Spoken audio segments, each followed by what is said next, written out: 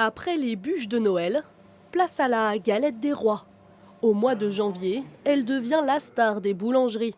Celle de Saint-Sauveur a été couronnée meilleure galette de l'Oise cette année.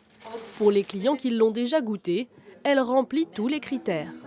La texture, c'était bien compact, la couleur et le goût.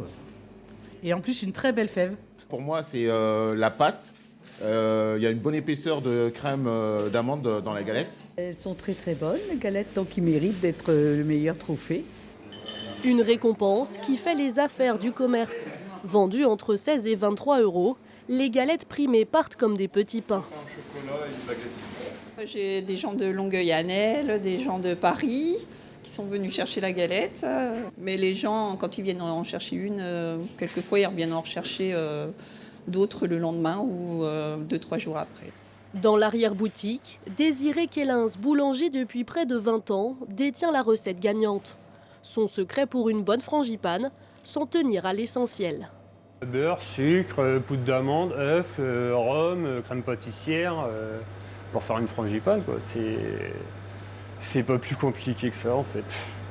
C'est juste le temps qu'il faut et puis voilà.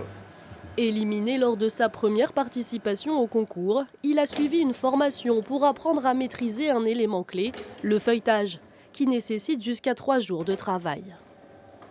Pour avoir une bonne pâte feuilletée, c'est avoir du temps au frigo. Toutes les petites étapes entre deux, c'est au froid. Ça permet à que le feuilletage ne se déforme pas. Un savoir-faire qu'il continue de perfectionner en vue du concours régional qui se tiendra dans l'Oise en avril.